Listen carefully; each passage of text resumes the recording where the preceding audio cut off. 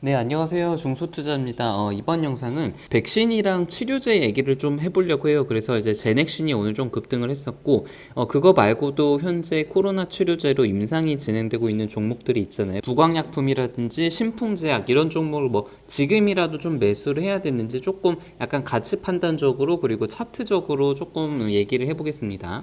일단 이슈들을 몇 가지 좀 보면은 뭐 미중 정상이 이제 합의를 성실히 이행한다 뭐 이런 뉴스가 있었는데 증시에는 뭐 거의 별다른 영향을 미치지 않았죠. 그래서 큰 의미가 없는 그런 이슈 같고, 이게 조금 의미가 있는 것 같은데, 우리나라 개인의 이제 대부분의 자금이 사실 부동산에 집중이 되어 있잖아요. 근데 우리나라 정부에서 지금 부동산 규제, 지금 엊그제도 좀 어마어마한 그런 규제가 또 이제 발표가 됐죠. 뭐 굉장히 좀 강력한 규제가 나왔는데, 이런 돈들이 지금 현재 증시로 좀 움직이는 것이 아니냐라는 그런 합리적인 의심이 좀 되고 있어요. 일단 지금 예탁금과 신용잔고 융자가 지금 사상 최대를 기록을 하고 있죠.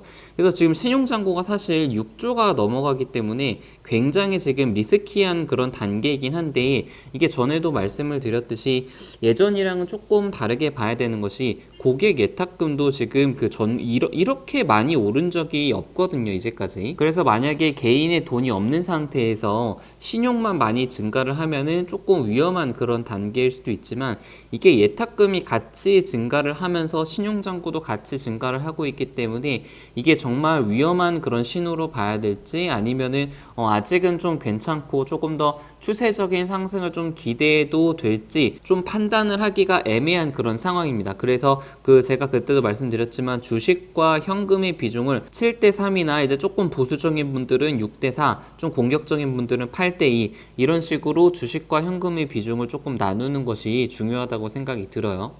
이렇게 고객 예탁금이 이렇게 증가를 해서인지는 모르겠는데, 오늘도 코스닥 시장인 아랫꼬리를 달면서 좀 올라왔어요. 그래서 이제 일반적이라면은 좀 이렇게 퐁당퐁당을 하면서 이제 상승과 하락을 반복을 할 텐데, 지금 차트상을 보면은 지금 21선을 한번 좀 깼지만 21선을 타고 올라가면서 추가적인 상승을 만들려는 그런 움직임을 좀 보이고 있습니다. 그래서 그동안 시장을 좀 이끌었던 주도주가 앞으로 올라갈지, 아니면은 좀 그동안 소외되었던 그 소외주들이 올라갈지에 대해서 좀 고민을 해봐야 되는 그런 시점인 것 같습니다. 제가 6월 16일 날 코로나 재확산이 된다면이라는 제목으로 커뮤니티에 글을 좀 남겼었는데, 이때 이제 주요하게 얘기를 했었던 것이, 앞으로 코로나가 이제 없어지지 않는 한, 계속 존재하는 한 진단키트 관련주라든가 치료제, 백신 쪽 그런 종목들이 좀 이슈를 받을 수 있다라고 말씀을 좀 드렸어요. 근데 이제 우리나라를 보더라도 50명에서 왔다 갔다 49명, 48명 완전히 없어지진 않고 있죠. 그리고 더 중요한 것은 미국에서는 계속해서 2만 명대를 유지하고 있기 때문에, 이런 식으로 만약에 8월, 9월이 지나가게 되면은 10월부터는 날씨가 좀 차가워지면서 바이러스가 활동성을 띠게 되면은 이제 급증 2차 확산이 이제 될 가능성이 상당히 높다고 보고 있어요. 그래서 지금 치료제랑 백신 쪽에 관련된 종목들이 사실 최근에 조금 강했죠. 제넥신은 이제 임상 환자의 첫 번째 투약을 했다는 그런 이슈로 오늘 거의 20% 넘게 좀 올랐었고, 그러니까 이런 종목들은 사실 코로나가 없어지지 않는 한 백신 이슈가 갑자기 뭐 무산되거나 그럴 가능성은 거의 없거든요. 지금 뭐 카이스트랑 지금 바이넥스랑 제넥신이랑 같이 협업을 해서 진행을 하는 그런 단계이기 때문에, 완전히 효능이 확정된 그런 신약이 나오기 전까지는 이것은 계속 이슈를 받으면서 최소한 21선을 계속 지지를 받으면서 우상향할 가능성이 좀 높다고 그렇게 생각이 들어요. 물론 저는 아쉽게 매수는 하지 않았지만 계속해서 관심 있게 보고 있고, 혹시라도 지수가 좀 조정을 받아가지고 매력적인 가격대가 되면은 다시 좀 매수를 좀 고려를 할 수가 있겠죠. 치료제도 마찬가지예요. 지금 뭐 시장에서는 뭐 덱사메타손이냐 여러 가지 약들이 이슈가 받으면서 상승을 하는 그런 종목들이 있는데, 그런 거는 모르겠고, 이제 정부에서 공식적으로 인정한 그런 약들, 그리고 제약회사들을 좀 주목해서 봐야 된다고 생각이 들어요. 그래서 지금 신풍제약이라든가 엔지킴 생명과학, 부광약품 이런 종목들은 사실 지금 국가에서 임상을 승인한 현재 이상이 진행이 되고 있는 그런 종목들이기 때문에, 이게 뭐 지금 뭐 테마에 엮였다, 바이오다라고 해가지고 완전히 무시를 하기보다는 조금 관찰하면서 좀 주의 깊게 봐야 된다고 생각을 하고 있습니다.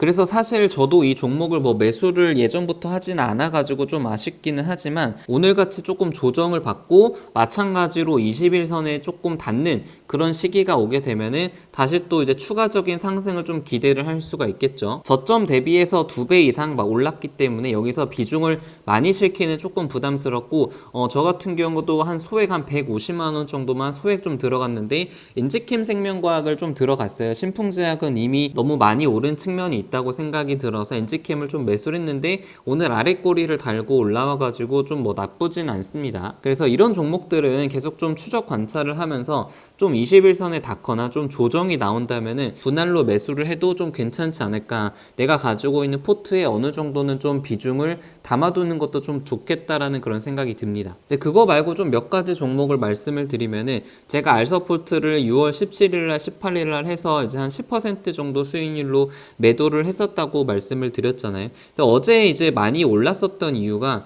이제 문 대통령의 이런 기사가 좀 있었어요. 디지털 뉴딜 하면서 무슨 뭐 경제 기반이 될 것이라는 그런 뉴스가 장 끝나고 나왔거든요. 그래서 알서포트도 어제 시간 외에서 한 2% 정도까지 오르더라고요.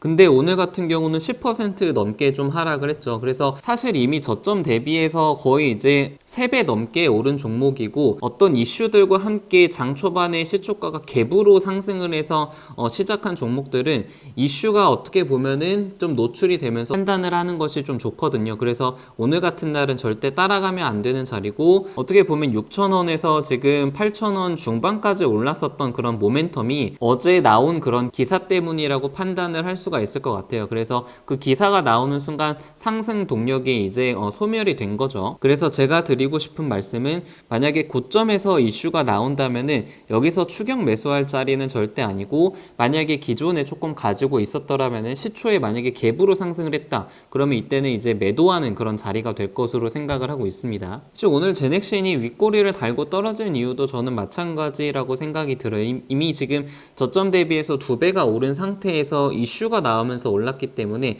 분명히 차익 실현 물량이 많이 나왔을 거라고 생각이 들고 뭐 여기서 20%대에서 추격 매수를 절대 하는 것은 굉장히 위험한 자리죠. 아까도 말씀드렸듯이 조금 조정을 받고 뭐 이런 자리에서는 좀 안전할 수 있겠죠. 21선이 계속 올라올 텐데 여기서 조정을 좀 받아가지고 21선이랑 좀 맞닿는 이런 지점에서는 또 매수를 고려를 해볼 수 있을 것 같습니다.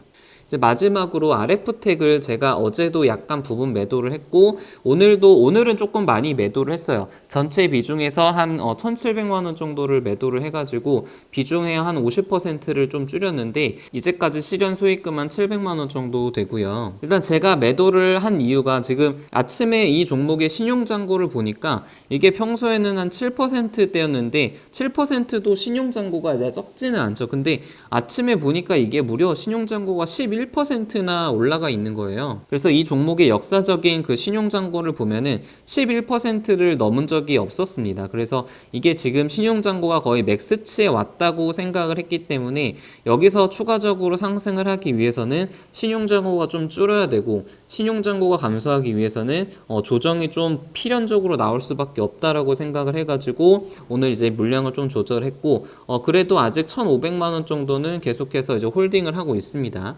그래서 장 초반에 한 0%에서 마이너스 1%대에서 물량을 조금 조절했는데 오늘 한 마이너스 6%까지 좀 떨어졌고요.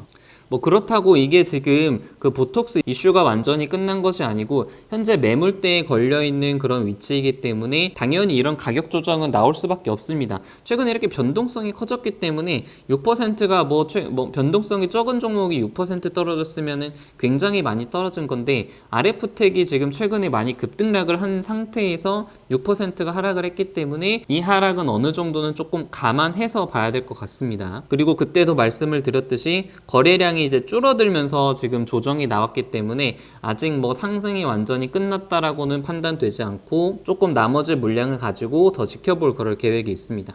그래서 제 오늘 전반적인 느낌은 뭐 바이오도 이제 좋은 종목들은 몇 가지 좋았지만 약간 그 반도체 장비주들이 상당히 좀 강했다라는 그런 느낌이 들고 있어요. 그래서 만약에 지수가 여기서 지금 700대인데 700대 중반 후반까지 만약에 가게 되면은 그 지수를 이끌 섹터가 뭔지에 대해서 한번 고민을 해볼 필요가 있어요. 저는 그 중심에는 반도체 장비주가 있을 거라고 생각을 하고 있고, 포트에 아까 말했던 것처럼 이제 치료제 어느 정도 가지고 있고, 반도체 장비주도 어느 정도는 좀 포트에 포함을 시켜야 될 것으로 생각을 하고 있습니다. 그래서 오늘은 백신 치료제 관련주에 대해서 얘기를 좀 해봤습니다. 이상입니다.